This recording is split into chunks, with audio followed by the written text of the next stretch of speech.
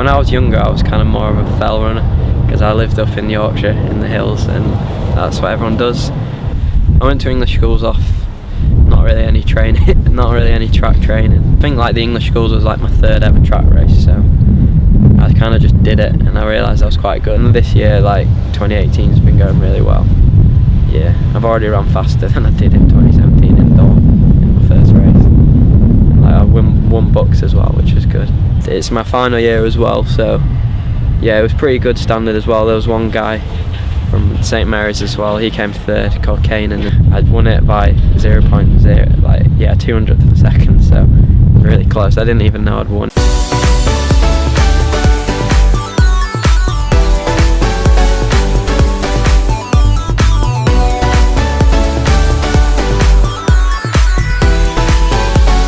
Thanks for doing this interview with Track TV today.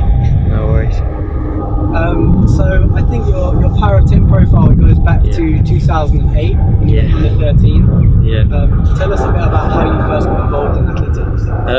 Well, it's probably standard, kind of how most like kids get into running. Really, it was just like I was just at school, and then did like the local cross countries for school, and then realised I was pretty good. Like, I was winning them. So the teachers were like, "Oh, you should go down to a club." Went down to a club, carried on, and just went from there. But when I was younger, I was kind of more of a fell runner because I lived up in Yorkshire in the hills, and that's what everyone does around there. So it was like, I started just doing fell races and stuff. So like hill running pretty much, and then so I did a bit of cross country and track, but not much. And then like I ran for Great Britain a couple of times in like the world champs, like mountain running champs and stuff. And then I only started doing track properly, like training for it, probably when I was about 17. So I'm 21 now, so it's been like 4 years of proper training. 2010 was probably the breakthrough you had on the track in terms of you went to English schools. Oh yeah, English schools, yeah.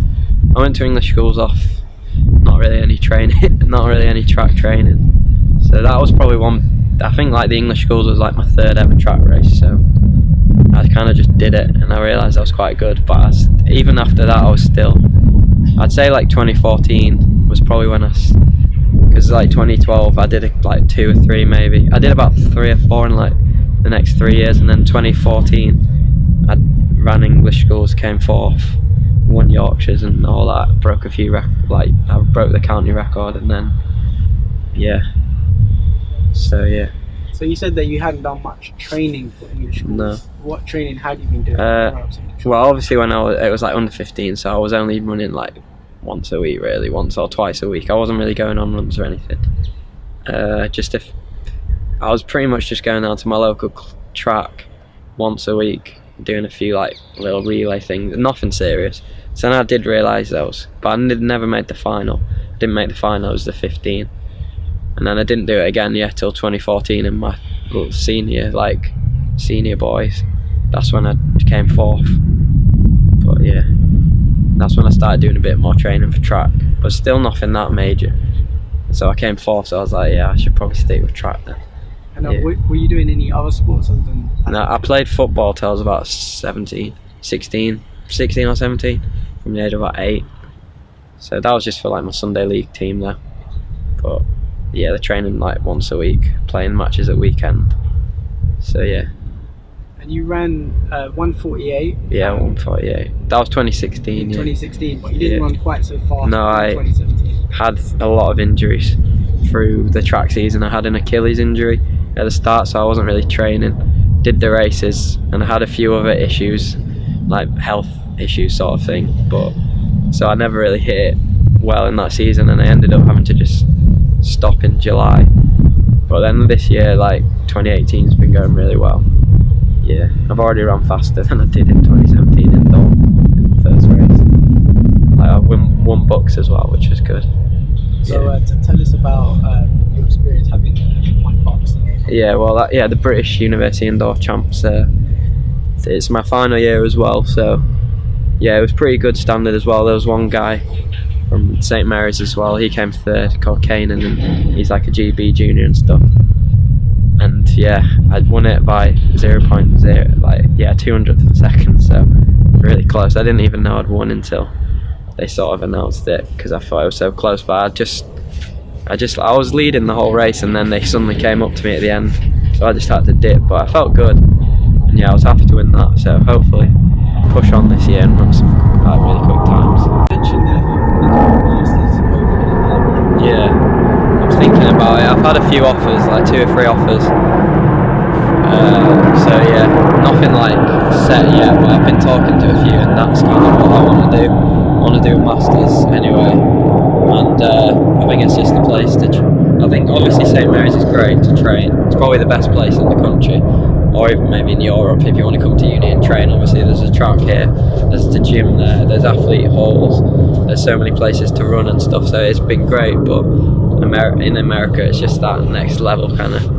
You get they've got so much money, so like you get everything paid for, and like the training's really good, and some of the places are altitude as well, which helps. It's like a really attractive prospect, I guess, for athletes to go out to America, even from Britain, and obviously you get your fees paid for as well, scholarship, so you don't pay for anything, so you don't have the debt. So I think that is like one of the reasons why. But obviously like somewhere like St Mary's and Loughborough, they've got amazing facilities and people to train with, so I guess like yeah, these are the best places to come. So you'd hope like in the future maybe people start coming here more.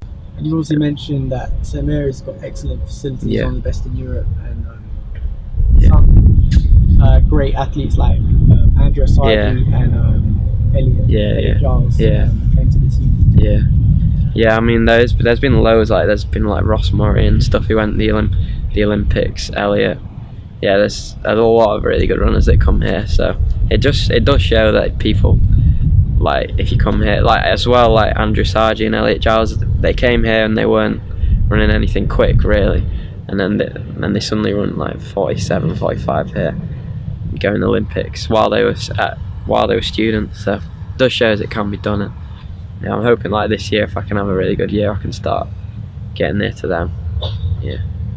So what do you sort of expect for this year going forward? Well, I think there's no like, I'm still under 23, and there's no European under 23 champs this year, because it was last year, and that would be what I'm aiming for. But obviously there's like the British champs and European champs, like senior. But I guess if I just have a really good year, I'm gonna try and aim for that Europeans and just get my PBs down. I think obviously I ran 148 in 2016, so I reckon I can get down to about 146, which is kind of pushing towards the sort of big times. I just think it's really good at the moment. I think it's really hard to get in the teams. You've got like, especially in Scotland, to be honest, there's like Jake Whiteman in just the 15. There's Jake Whiteman, Chris O'Hare, Josh Kerr. Josh Kerr's out in America actually, in the NCAAs now, and he's only like 20, and they're all running really well. At the moment, and then there's obviously there's others like Charlie Grice who went here as well, Elliot, Kyle Langford who came 4th at the Worlds. I think it is really coming. I think that's what you need as well. I think you need everyone running fast times to like push each other on and think, oh, if they can do it, I can do it. Like there's all those top guys, and then there's like myself and a few others that are sort of trying to push up to there, and like it just gives you, if you think like all these guys are doing it, you can do it. And I think that's the key. I think that's why, like obviously in the 80s there was like Seb Coe and Cram and everyone just running these fast times, but I think because like you had to run a really fast time just to get in the team, I think now everyone's sort of having to run really fast just to make in the world champs team or something. So I think it's a really good place right now. And who are you coached by? Craig Winrow is my coach. He's a really good coach. He went to the Olympics himself actually. I think it was in Barcelona, like Atlanta, maybe. And like he came 4th at the Commonwealths and stuff. So he's got the experience of racing, and he's been coaching for years now. He's coached a few runners to like the Olympics and stuff. And like he coaches Adele Tracy now, who like went to the World Champs last year, and the groups are really good this year. Like everyone's running really well. Like we got a lot of BUCS medals. So obviously like I guess that's the highest standard in the country at the moment, like BUCS for universities, and we got a few medals. And like it is a really good place to train. Obviously like the group's really good, everyone's pushing each other. so that helps. Yeah. And I think St Mary's is more of a, in terms of the athletes, it's more of a distance. Yeah, it is. Like, there's a lot less sprint. There is some good sprinters. Like, I think one guy won the 200 at BUCS, but it is renowned for its endurance program because they've got the EPAC program. So that's like the elite sort of program, and just means like we get free gym, we get free access to the track, we get like, they've just brought in like an S&C coach, which is good. So he's just helping us get a bit stronger. So yeah, all this, and then obviously, yeah, I think it's just renowned with the track on campus, which is, I think it's probably one of the only unis in the country that has got a track on campus, and then a gym just next to it, and then there's Bushy Park, there's everywhere to train, so you get so many distance runners coming here, it's crazy. And David Rudisha breaks the world record in London. Yeah. 100 meters. Yeah. Do you feel that middle distance events get the same amount of recognition as maybe the sprinters? Probably not, but I guess that's because of Bolt. I mean, he's such like a good character, isn't he? So yeah, but I guess like the 100 meters is like the blue ribbon event, isn't it? At the end of the championships, it's always the 100, and everyone seems excited about that. But personally, I think the middle distance are more exciting because the 100s are over so quick. But yeah, I guess like big characters is what you need. That helps. But yeah, I mean, yeah, David Rudisha. Yeah, I guess he's not as known, but hopefully, like, if you get some bigger characters coming up and doing well, then yeah, people dominating.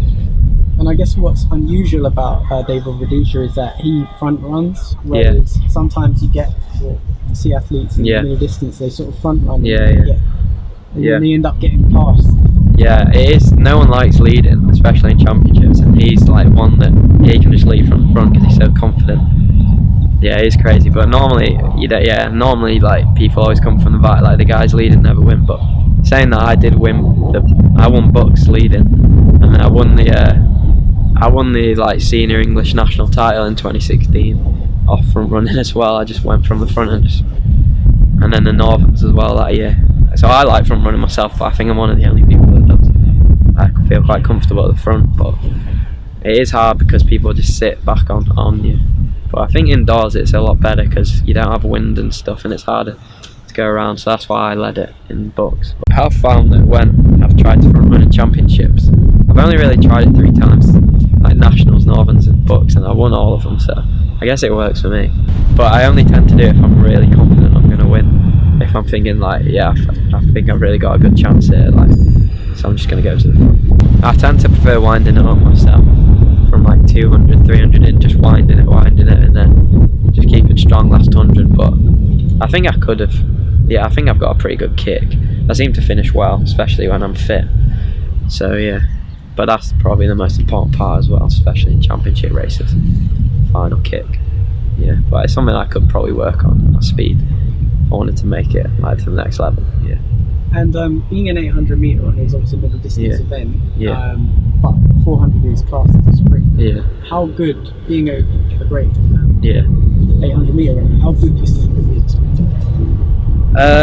Well, I think like personally, but the 800 is a funny one because it's like in the middle. It's like you get runners that are like coming up from sprinting to do the 800.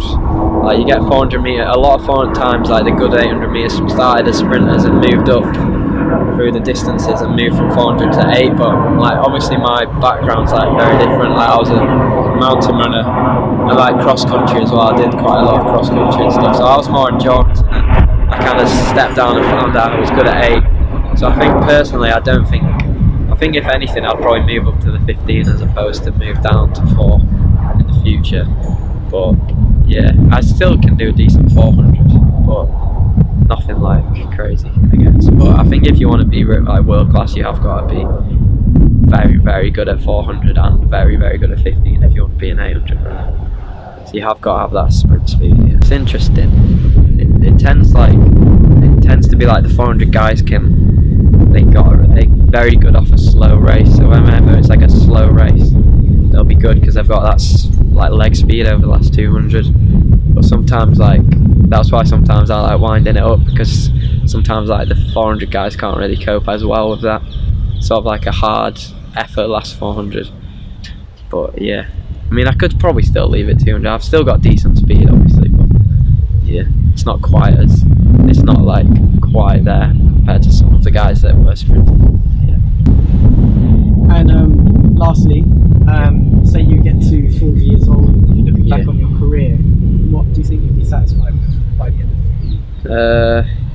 I'd like to make a big sort of champs race, whether it be like Europeans, Commonwealth Games or anything, Olympics. That'd be great. I mean, it's a hard one really, because you're never really satisfied as an athlete. So like I might look back and think, oh, I did well, like I ran for England on the track, I'd won like national titles, but I think I would like to sort of, I mean, you've got to aim for that, haven't you, as an athlete? There's no point in like just settling, I guess. So I'm at the moment, like, I'd love to run in like a major race, whether it be like Commonwealth Games or something like that. That'd be great.